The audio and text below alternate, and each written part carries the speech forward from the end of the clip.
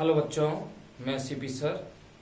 बच्चों, हम लोग पिछले वाले लेक्चर फर्स्ट में वीडियो में क्लास ट्वेल्थ का सॉलिड स्टेट देख रहे थे और उसमें हम लोग ने जो है कि ठोस के प्रकार देखे थे। यानी ठोस मुख्य रूप से दो प्रकार, क्रिस्टलीय ठोस और अक्रिस्टलीय ठोस के बारे में हम लोग ने जाना। अब बच्चों, क्रिस्टलीय ठोस भी कई प्रकार के यानी 4 प्रकार से बटे होते हैं। तो आपने ठोस देखा था कि क्रिस्टलीय ठोस, और यहां पर आपने देखा क्रिस्टलीय ठोस,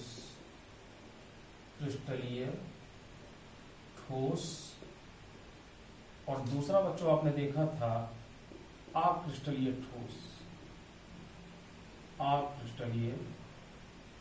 ठोस। यहां तक हम लोग देख चुके थे। तो बच्चों, ये 4 प्रकार के होते हैं। कौन कौन से होते हैं जान लेते हैं। इनका कोई प्रकार नहीं, ये यहीं पर फिक्स है, परंतु इनके 4 प्रकार के होते हैं। तो सबसे पहले बच्चों, ये पहला होता है आपका धात्विक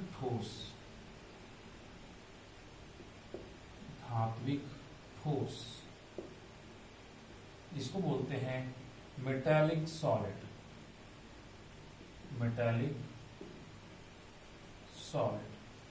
दूसरा बच्चों होता है आपका आयनिक ठोस,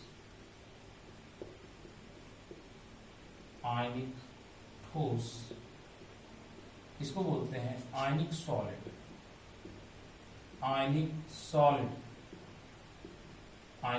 बोलते हैं बच्चों। और तीसरा बच्चों होता है ससंयोजी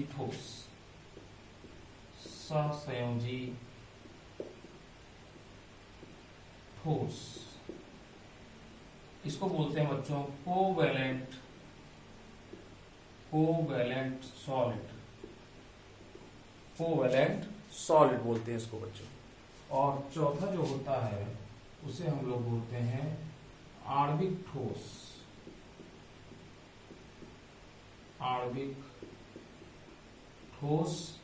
इसको बोलते हैं मॉलिक्यूलर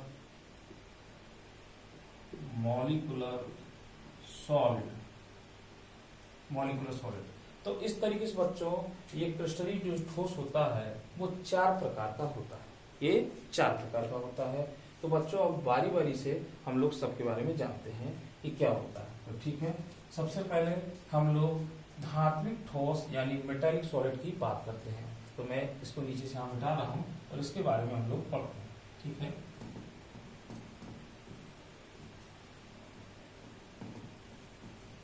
तो बच्चों देखिए, आयनिक ठोस और धात्विक ठोस जो है ये क्या होता है। तो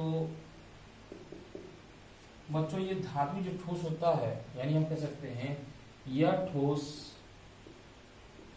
धातुओं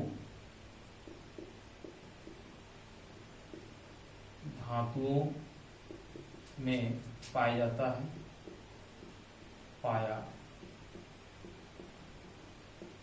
जाता है।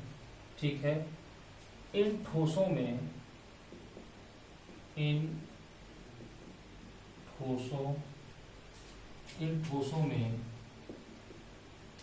कोर और कर्नेल के बीच प्रबल आकर्षण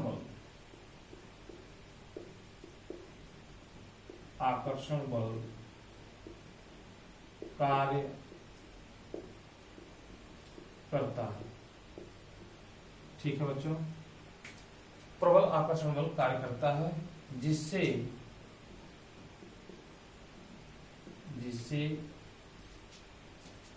यह ठोस के रूप में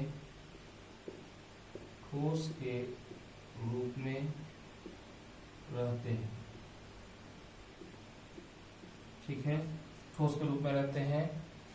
अच्छा, ठीक है बच्चों, ये आपका कोर और कर्नेल के बीच प्रबल आकर्षण बल कार्य करता है जिससे ये ठोस के रूप में रहते हैं। इसमें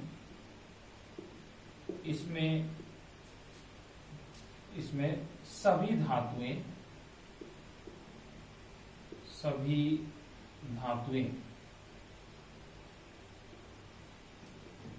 धातुएं, ठीक है। डी ब्लॉक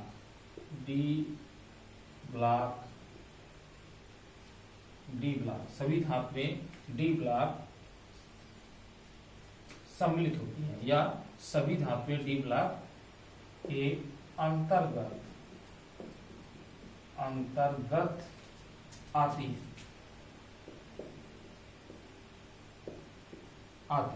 ठीक है बच्चों। तो इसका एक मतलब आसान हम लोग इसको परिभाषित कर सकते हैं इस तरीके से, इसमें ज्यादा विशेष नहीं लिखना होता है बच्चों। देखिए जिस तरीके से आपका सोडियम, तो सोडियम यहाँ पर यूं कह सकते हैं एक जनरल भाषा में कि एक सोडियम जो है इसका इलेक्ट्रॉनिक विन्यास 1s2 2s2 और 2p6 3s1। तो बच्चों ये जो होता है बाहर वाला, इसको हम लोग बोलते हैं कोर इलेक्ट्रॉन। क्या बोलते हैं? कोर इलेक्ट्रॉन बोलते हैं। और जो शेष हो जाता है यानी Na+ जो हो जाएगा 1s2 2s2 और 2p6। तो बच्चों इसको हम लोग बोलते हैं कर्नेल। क्या बोलते हैं? कर्नेल बोलते हैं बच्चों, ठीक है। इसको हम लोग कर्नेल बोलते हैं। तो अगर कोई धात्विक ठोस है तो Na+ इस तरीके से ढेर सारे आपके जो हैं ये क्या होंगे, ये आपके कर्नेल पड़े होंगे इस तरीके से बच्चों, इस तरीके से कर्नेल पड़े होंगे, है ना। और ये कर्नेल में बच्चों ये इलेक्ट्रॉन इस तरीके से होंगे, यानी इस तरीके से ढेर सारे इसमें इलेक्ट्रॉन होंगे और ये आपके कर्नेल इस तरीके से पड़े होंगे। तो बच्चों ये इलेक्ट्रॉन इसको इस तरीके से कुछ अट्रैक्ट कर रहे होंगे, तो बहुत तेजी से इनमें कोर और कर्नेल के इलेक्ट्रॉनों के बीच में ये आपके बल लगते हैं। तो इसके कारण बच्चों ये ठोस अवस्था में होते हैं, ठीक है। तो मुख्य रूप से ये होता है, यानी इसमें जो है कि सभी धातुएं डी ब्लॉक के, जैसे कॉपर, जैसे इसमें कॉपर, सिल्वर, गोल्ड, ठीक है, Fe, ठीक है। इस तरीके से प्लेटिनम, Pt, लेड, ये सब धातुएं आती है बच्चों। तो इनको आसानी से हम लोग याद कर सकते हैं, ठीक है। तो ये कोर और कर्नेल, ये दो वर्ड आपको ध्यान रखना होगा कोर और कर्नेल के बीच में, ठीक है। तो अगला बच्चों हम लोग प्रकार पढ़ने वाले हैं, कौन सा है? आयनिक ठोस, ठीक है। तो आयनिक ठोस क्या होता है बच्चों? तो देखिए मैं इसको मिटा रहा हूं, ठीक। आयनिक ठोस,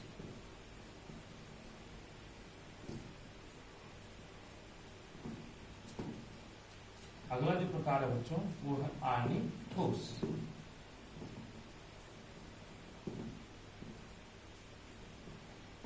देखिए दूसरा है हमारा आयनिक ठोस। आयनिक ठोस, तो बच्चों ये क्या होता है? यह ठोस जो है आयनों, यह ठोस आयनों यहां पे लिखेंगे धन आयन व ऋण आयन के प्रबल आकर्षण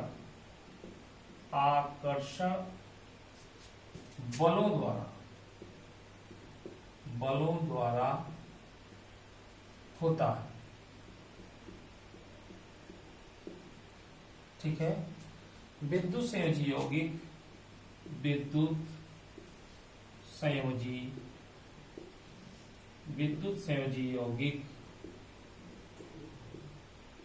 इन ठोसों के अंतर्गत आते हैं।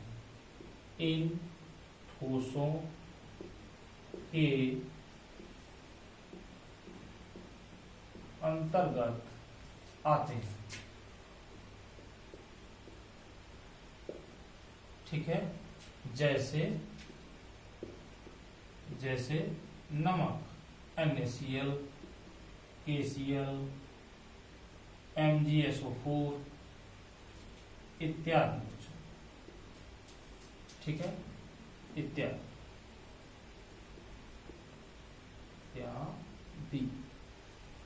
तो बच्चों इसमें होता क्या है कि जैसे NaCl, तो NaCl जब आयनाइज हो जाए बच्चों तो Na+ और Cl- में टूट जाएगा।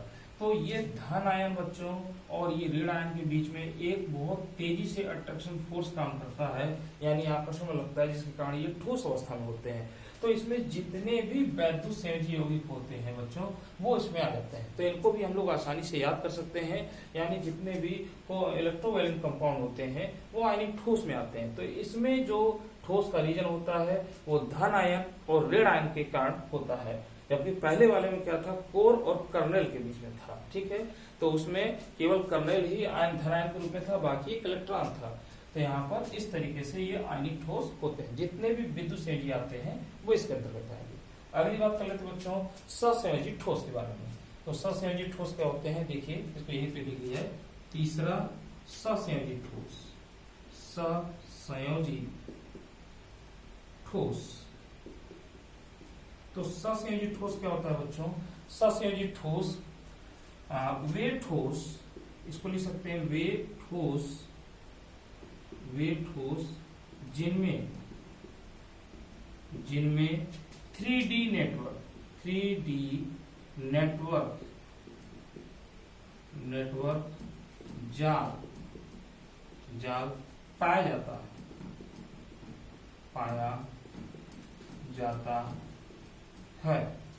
जाता है वे ससंयोजी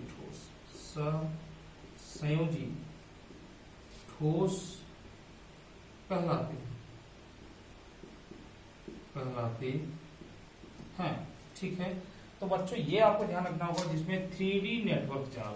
3D नेटवर्क जाल का मतलब क्या होता है बच्चों, जैसे अगर हम लोग ग्रेफाइट की बात कर ले बच्चों, तो ग्रेफाइट की अगर बात कर ले बच्चों, तो इसमें क्या होता है कि इस तरीके से ये कार्बन की एक 3D डायमेंशन, यानी इस तरीके से आपको देखने को मिलता है बच्चों। तो इसमें ये इस तरीके से बच्चों आगे ये हो जाएगा इस तरीके से, ठीक है, और इस तरीके से बच्चों ये ग्रेफाइट की कुछ संरचना होती है। तो बच्चों अगर मैं चाहूं बीच में से अगर किसी कार्बन को निकालना चाहूं तो मैं इसमें से नहीं निकाल सकता, क्योंकि एक जाल के रूप में हो गया है। ये एक जो है कि 3 डायमेंशन यानी त्रिविमीय जाल के रूप में हो गया है। तो ये बहुत ज्यादा ही सॉलिड अवस्था में आते हैं। तो यानी जितने भी इसमें ऐसे यौगिक होंगे ससंयोजी में जिसमें ये पाया जाएगा 3D नेटवर्क, वो ससंयोजी ठोस के अंतर्गत आते हैं। यानी सभी ऐसे नहीं है जिसमें ससंयोजी बंद हो तो वो ठोस हो, क्योंकि बाकी चीजें गैस होती है, परंतु अगर जिनमें 3D नेटवर्क जाल होता है तो वह ससंयोजी ठोस के रूप में पाए जाते हैं। तो आपको ये ध्यान रखना होगा। इनमें कुछ गिने चुने उदाहरण होते हैं जिनको हम लोग देख सकते हैं, जैसे इसमें ग्रेफाइट आता है, ग्रेफाइट, डायमंड आएगा बच्चों, डायमंड, ठीक है, क्वार्टज आता है ना, क्वार्टज, सिलिका, ठीक है। तो बच्चों ये कुछ इसके उदाहरण होते हैं, ठीक है। तो इसमें जो है क्वार्टर, इसमें जो है कि इस तरीके से कुछ गिने चुने हैं जिनको आसानी से हम याद रख सकते हैं। ठीक है बच्चों, अब इसके बाद जो है बच्चों लास्ट चौथा हम लोग देखते हैं, जो है क्या देखते हैं हम लोग इसमें, आणविक ठोस। तो बच्चों इसको हम मिटा रहे हैं, ठीक है। आणविक ठोस देखते हैं कि आणविक ठोस क्या होता है। आणविक ठोस, तो बच्चों देखिए आणविक ठोस इस तरीके से समझेंगे। चौथा आणविक ठोस,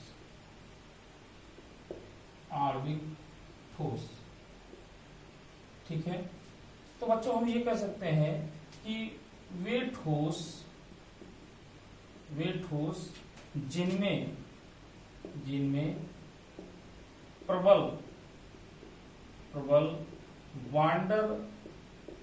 वांडर वाल्स, ठीक है, वांडर वाल्स बल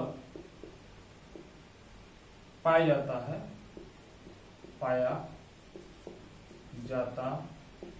है, वांडरवाल्स बल पाया जाता है, वे आणविक ठोस के अंतर्गत आते हैं। वे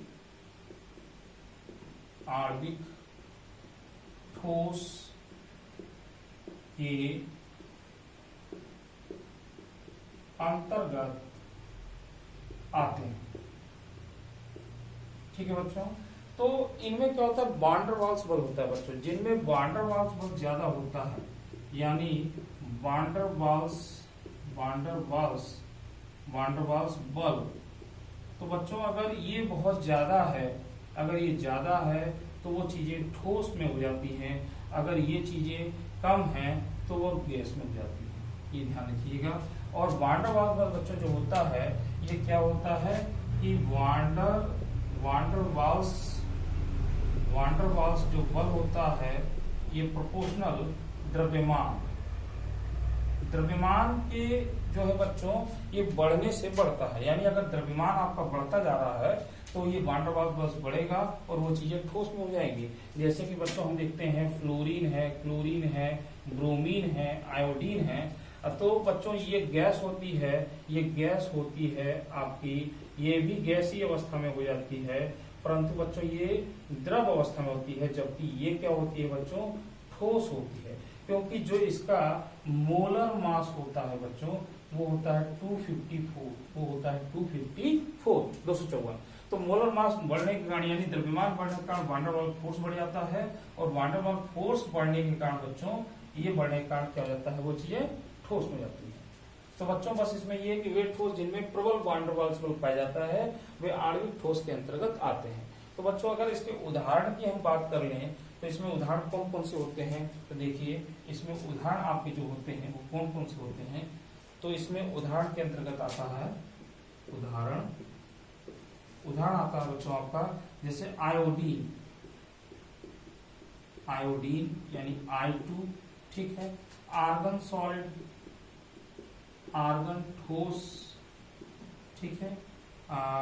ठोस CO2, ठीक है बच्चों। तो ये जो चीजें हैं जिनमें भी ठोस वांडर वाल्स जो बल पाया जाएगा, उसके अंतर्गत ये सारी चीजें कुछ आती हैं। तो ये आपने बच्चों ये 4 तरीके से देखा कि क्रिस्टलीय ठोस के प्रकार, ठीक है। अगले नेक्स्ट वीडियो बच्चों, इसमें हम लोग जो है क्रिस्टल के बारे में बात करेंगे, यूनिट सेल के बारे में बात करेंगे कि यूनिट सेल क्या होता है, ठीक है। तब तक सीपी सर को इजाजत दीजिए, ठीक है। धन्यवाद।